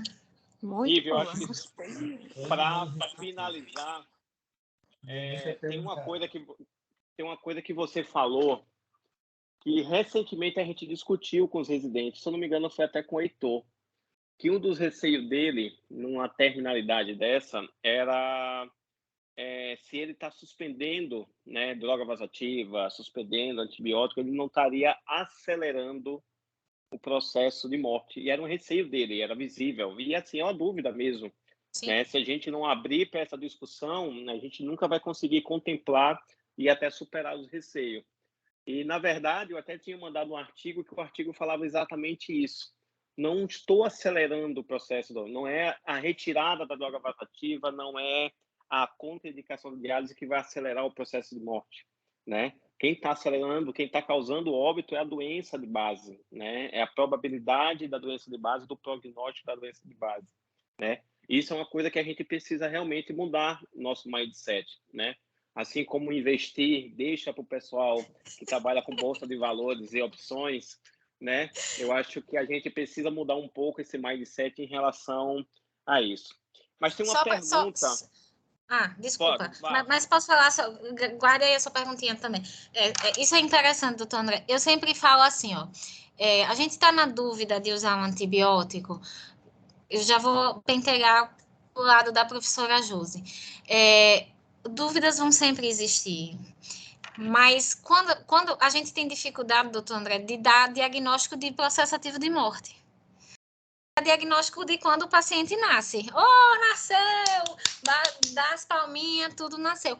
Mas quando é que o paciente está morrendo? Então, dar diagnóstico de fim de vida também é uma competência médica. A gente não sabe dar diagnóstico de fim de vida. E aí os sinais principais são rebaixamento do nível de consciência, hipoperfusão periférica, oligoanúria, ronco da morte, que é a sororoca, que é o estridor laríngeo, que é o mais específico de fim de vida, hipotensão arterial, começa com taquicardia e bradicardia. Opa, eu tô falando de sepse? Mas parece, né? Parece. Então, hoje se fala muito que a dúvida é pró-réu, a dúvida é pró-paciente. Se eu não conversei antes e não enxerguei como um processo ativo de morte, na vigência aguda, o benefício é pró-paciente. Mas o que é que você espera com esse antibiótico? Dele ter melhora de 48 a 72 horas. Se você estendeu de 48 a 72 horas e não melhorou, cara pálida, isso é fim de vida. Então, você já tem que, começando o antibiótico, conversar com a família e falar assim, ó, nós vamos começar a meropenem, nós vamos começar a vancomicina, estamos com uma grande cobertura antibiótica, eu acredito que ele possa estar falecendo, mas agora eu não posso jurar. A probabilidade é que ele está falecendo, mas há uma probabilidade de ser um novo quadro séptico. Nós vamos começar. Deu 48 horas, no máximo 72. Ele não esboçou melhora, ou no transcorrer desse tempo ele foi piorando, não é infecção. A gente não trata a morte com antibiótico. Se tratasse, ele ia melhorar.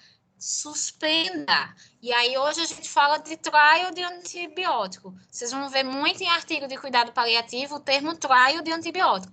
O trial do antibiótico é justamente fazer o teste terapêutico de 48 a 72 horas, porque diagnóstico de fim de vida se assemelha muito à sepse, tirando o ronco estridor laríngeo, que esse é bem específico mesmo, e o tempo de vida é de 24 horas.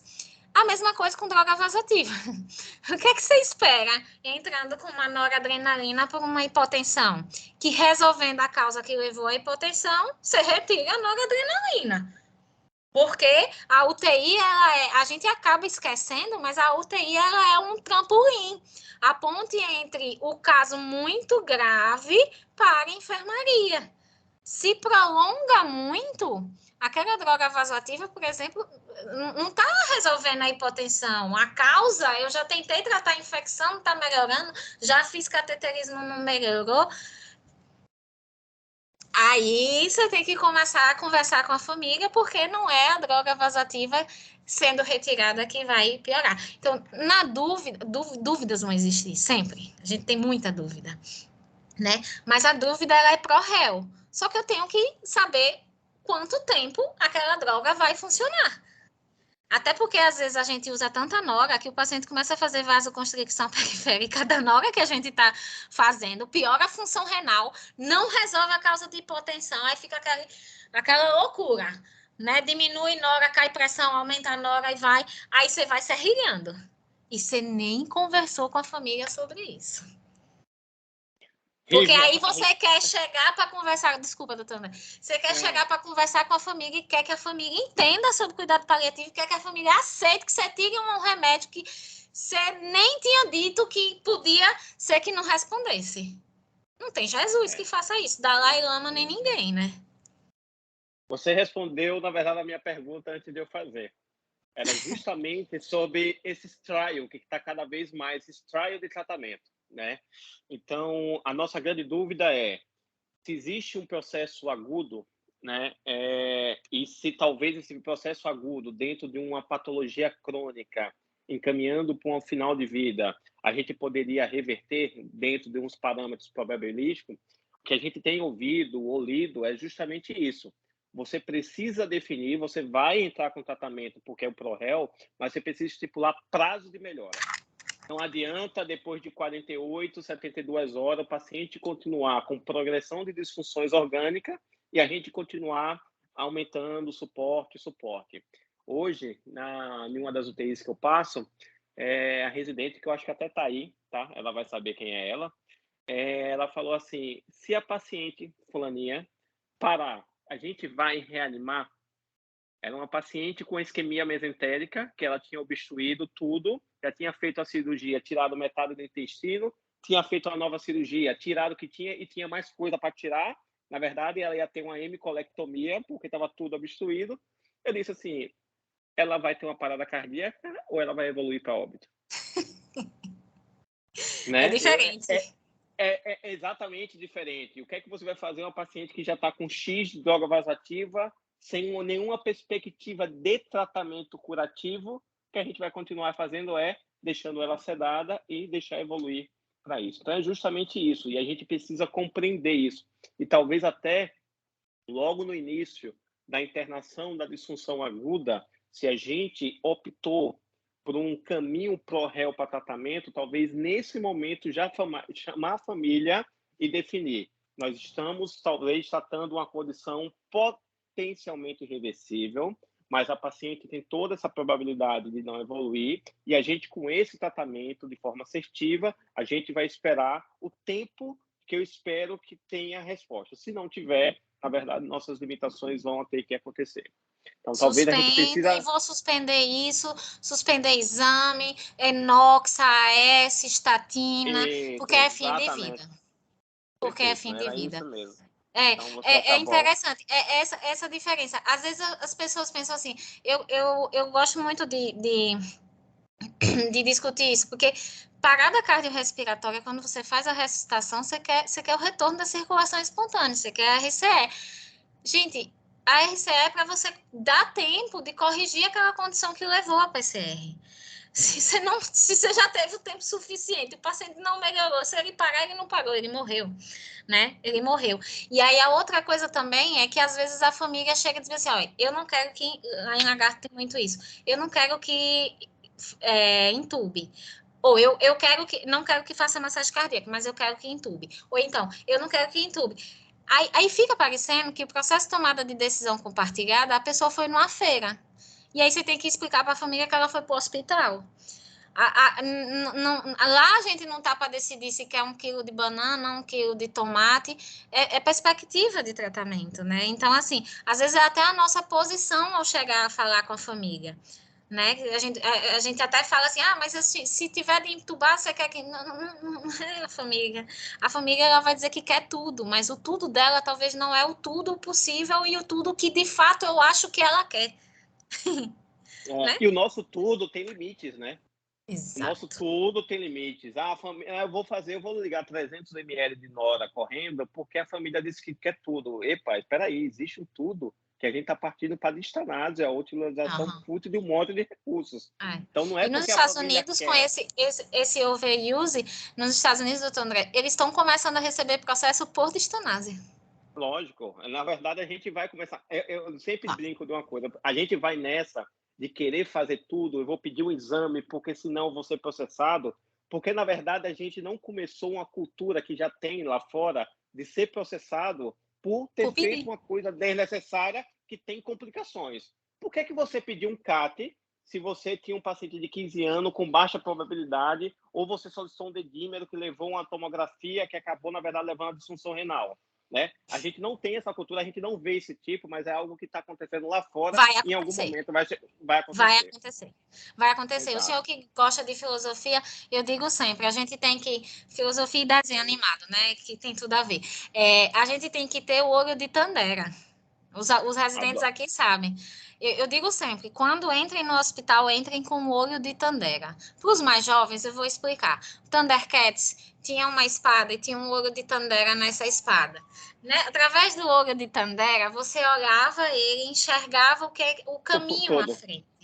Então, o olho de Tandera é, na verdade, o prontuário, a história da família, o significado daquele paciente, as preferências e os valores. A partir disso, desse olho de Tandera, você consegue enxergar a distância, a visão além do alcance. Além do alcance. A gente tem que ter o olho de Tandera, doutor André.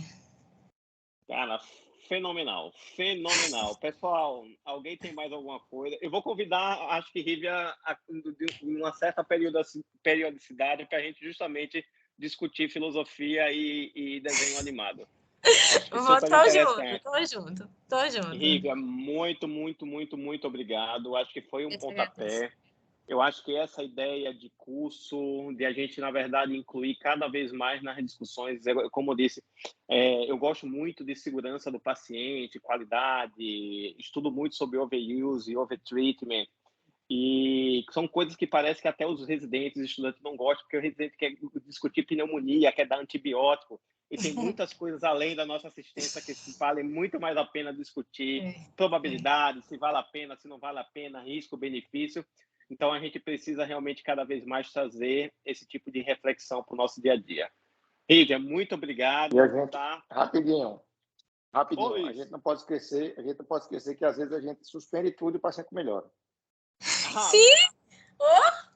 Ixi! Ó, se vocês não pararem de puxar assunto, eu vou dizer, recentemente a gente fez uma intubação paliativa, recentemente tem alguns meses, um paciente que assim, com o prognóstico, a família tinha concordado, o prognóstico ruim, a gente fez intubação paliativa para o paciente e o paciente foi para casa. Sim. Como assim? Tudo bem que tinha aquela indicação, todo mundo já assim, vamos sedar o paciente. Eu disse, pessoal, mas assim, teoricamente a condição que levou, resolveu, acho que dá para estubar. Mas é a sororoca. Se tiver sororoca, a gente trata. Mas aí ele vai brocaspirar. Galera, a gente dá qualquer coisa, deixe. Ele foi estubado, ele foi para casa, todo mundo ficou olhando assim. Galera, é sobre isso. É sobre isso. Tem tido muito isso que o Luiz Flávio falou. Às vezes não é a proposta, né? Suspender, desprescrever é deixar o curso das coisas evoluírem para conforto. Então, é diminuir lesão renal, de tudo derivado. Mas tem se visto que tirar tem aumentado sobrevida. Não é o objetivo primário e a gente tem que reforçar isso com a família, que não é o nosso objetivo. O objetivo é conforto, seja ele vivo, seja ele descansado, né? O objetivo é conforto, mas a sobrevida aumenta. Tem um trabalho clássico sobre neoplasia. Porque nós somos iatrogênicos. Nós somos iatrogênicos. E que demonstrou maior sobrevida em quem fez cuidados paliativos do que ter ficado em um TI. Mas é isso. Bom, são 21h18. Muito obrigado, pessoal. Muito obrigado pela presença de todos. A gente vai trazer Rívia com certeza mais vezes e mais para perto da gente. Pessoal, boa noite. Eu agradeço a oportunidade. Boa noite. Foi muito bom vê-los. Beijo. Tchau.